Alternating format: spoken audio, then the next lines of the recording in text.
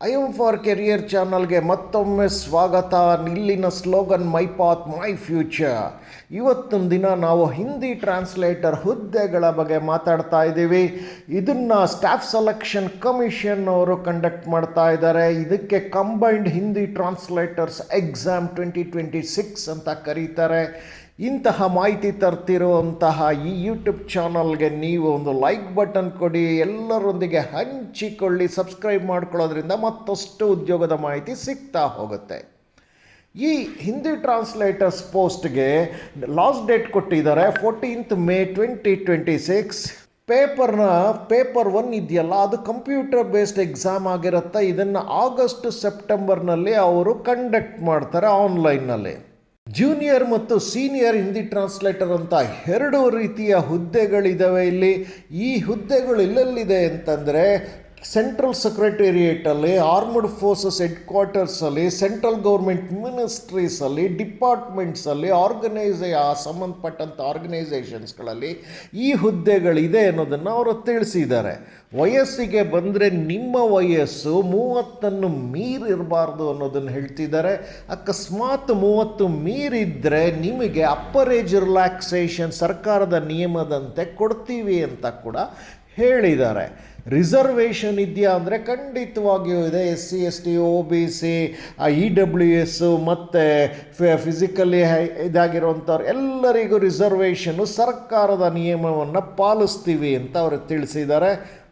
ಎಜುಕೇಷನ್ನ ನೋಡಿ, ಇಲ್ಲಿ ಎಜುಕೇಷನ್ ಬಂದಾಗ 5 ರೀತಿಯಾದಂತಹ ಆಪ್ಷನ್ಸ್ ಕೊಟ್ಟಿದ್ದಾರೆ. ಈ ಪರ್ಮಿಟೇಷನ್ ಕಾಂಬಿನೇಷನಲ್ಲಿ ನಿಮಗೆ ಯಾವುದು ಸರಿ ಹೋಗುತ್ತೆ, ನೀವು ಎಲಿಜಿಬಲ್ ಇದ್ದೀರಾ ಅಂದರೆ ನೀವು ಅರ್ಜಿಗಳನ್ನು ಸಲ್ಲಿಸ್ಬೋದು ಅಂತ ಹೇಳ್ತಿದ್ದಾರೆ.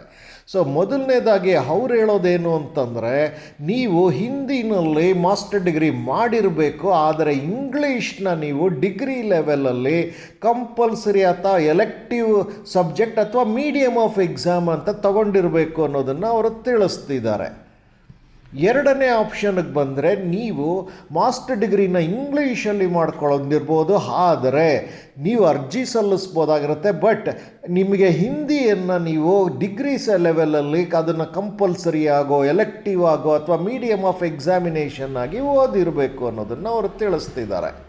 ಇನ್ನು ಮೂರನೇದಾಗಿ ಆಪ್ಷನ್ಸ್ ಏನು ಅಂತಂದರೆ, ಹಿಂದಿ ಅಥವಾ ಇಂಗ್ಲೀಷನ್ನು ಬಿಟ್ಟು ಬೇರೆ ಯಾವುದೇ ಮಾಸ್ಟರ್ ಡಿಗ್ರಿ ನೀವು ಮಾಡಿದ್ದೀರಾ ಅಂದರೆ ನೀವು ಎಲಿಜಿಬಲ್ ಇರ್ತೀರ. ಯಾವ ರೀತಿ ಅಂತಂದರೆ, ನೀವು ಹಿಂದಿ ಮತ್ತು ಇಂಗ್ಲೀಷ್ನ ನೀವು ಡಿಗ್ರಿ ಲೆವೆಲಲ್ಲಿ ಕಂಪಲ್ಸರಿ ಅಥವಾ ಎಲೆಕ್ಟಿವ್ ಸಬ್ಜೆಕ್ಟ್ ಅಥವಾ ಮೀಡಿಯಮ್ ಆಫ್ ಎಕ್ಸಾಮಿನೇಷನ್ ಆಗಿ ತಗೊಂಡಿದ್ದರೆ ಸ್ಟಿಲ್ ಯು ಆರ್ ಎಲಿಜಿಬಲ್ ಅನ್ನೋದನ್ನು ಅವರು ತಿಳಿಸ್ತಿದ್ದಾರೆ.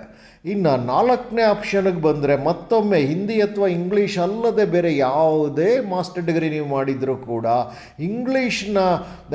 ಇಂಗ್ಲೀಷ್ ಮೀಡಿಯಮಲ್ಲಿ ಹಿಂದಿಯನ್ನು ಕಂಪಲ್ಸರಿ ಅಥವಾ ಎಲೆಕ್ಟಿವ್ ಸಬ್ಜೆಕ್ಟಾಗಿ ತಗೊಂಡಿದ್ರೆ ಅಥವಾ ಮೀಡಿಯಮ್ ಆಫ್ ಎಕ್ಸಾಮಿನೇಷನ್ ತಗೊಂಡಿದ್ರೆ ಖಂಡಿತವಾಗಿಯೂ ನೀವು ಅರ್ಜಿಗಳನ್ನು ಸಲ್ಲಿಸ್ಬೋದು ಅಂತಿದ್ದಾರೆ.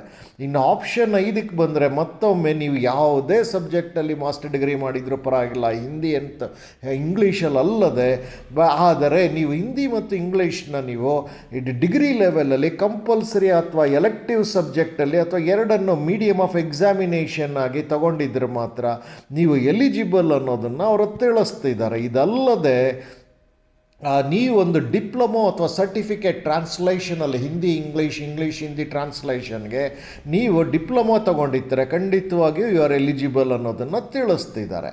ಮತ್ತೊಂದು ವಿಚಾರ ಅಂತಂದರೆ, ಎಕ್ಸ್ಪೀರಿಯನ್ಸ್ 2 ರಿಂದ 3 ವರ್ಷ ಅಂತಿದ್ದಾರೆ. ಅದನ್ನು ನೀವು ಅಡ್ವರ್ಟೈಸ್ಮೆಂಟ್ನ ಸ್ವಲ್ಪ ಕ್ಲಾರಿಟಿ ಓದಿ ನೀವು ಕ್ಲಾರಿಫಿಕೇಷನ್ ತಗೊಳ್ಬೇಕಾಗಿದೆ. ಟೆಸ್ಟಿಗೆ ಬಂದಾಗ ಪೇಪರ್ 1 ಅಂತೇನಿದೆ ಅದು ಆಬ್ಜೆಕ್ಟಿವ್ ಆಗಿರುತ್ತೆ. ಆಬ್ಜೆಕ್ಟಿವ್ ಕಂಪ್ಯೂಟರ್ ಬೇಸ್ಡ್ ಆಗಿರುತ್ತೆ. ಅಲ್ಲಿ 2 ರೀತಿಯಾಗಿರುತ್ತೆ. ಪಾರ್ಟ್ 1ನಲ್ಲಿ ಜನರಲ್ ಹಿಂದಿ ಬಗ್ಗೆ ಇರುತ್ತೆ ಮತ್ತು ಪಾರ್ಟ್ 2ನಲ್ಲಿ ಜನರಲ್ ಇಂಗ್ಲೀಷ್ ಇರುತ್ತೆ.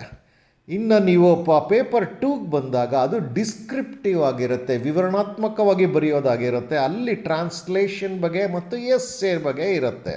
ನಿಮಗೇನಾದರೂ ಡೌಟ್ಸ್ಗಳು ಬಂದು ಅದು ಕ್ಲಾರಿಫಿಕೇಷನ್ ಅದೆಲ್ಲ ಸಂದೇಹ ದೂರ ಆಗಬೇಕು ಅನ್ನೋದಾದರೆ ಅವರು ಹೆಲ್ಪ್ಲೈನ್ ನಂಬರ್ ಕೂಡ ಕೊಟ್ಟಿದ್ದಾರೆ. ಹೆಲ್ಪ್ಲೈನ್ ನಂಬರ್ಗೆ ಕಾಲ್ ಮಾಡಿ ನೀವು ತಿಳ್ಕೊಳ್ಬೋದಾಗಿದೆ.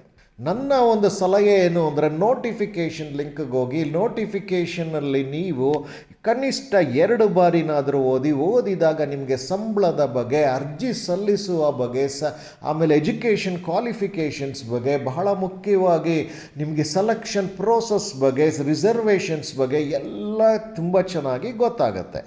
ನಿಮಗೆ ಬೇಕಾಗೋದು ವೆಬ್ಸೈಟ್ ಲಿಂಕ್, ನೋಟಿಫಿಕೇಷನ್ ಲಿಂಕ್ ಬಹಳ ಮುಖ್ಯ. ಅದನ್ನು ನಾನು ಈ ವಿಡಿಯೋದ ಡಿಸ್ಕ್ರಿಪ್ಷನ್ ಬಾಕ್ಸಲ್ಲಿ ಎಲ್ಲ ಕೊಟ್ಟಿದ್ದೇನೆ. ಅದನ್ನು ನೀವು ನೋಡಿ ಅರ್ಹರಿದ್ದರೆ ಕೂಡಲೇ ಅರ್ಜಿಗಳನ್ನು ಸಲ್ಲಿಸ್ತಾ ಹೋಗಿ. ಇಂತಹ ಉತ್ತಮವಾದಂಥ ಉದ್ಯೋಗ ಮಾಹಿತಿಯನ್ನು ನಿಮಗೆ ತಂದದ್ದು I am for career channel. ಇದರ slogan my path my future. ಇದನ್ನೆಲ್ಲ ಇಷ್ಟಪಡಿ ಹಾಗೂ ಎಲ್ಲರೊಂದಿಗೆ ಹಂಚಿಕೊಳ್ಳೋದಲ್ಲದೆ ಸಬ್ಸ್ಕ್ರೈಬ್ ಮಾಡಿಕೊಂಡು ಮತ್ತಷ್ಟು ಉದ್ಯೋಗದ ಮಾಹಿತಿಯನ್ನು ಪಡೀತಾ ಹೋಗಿ.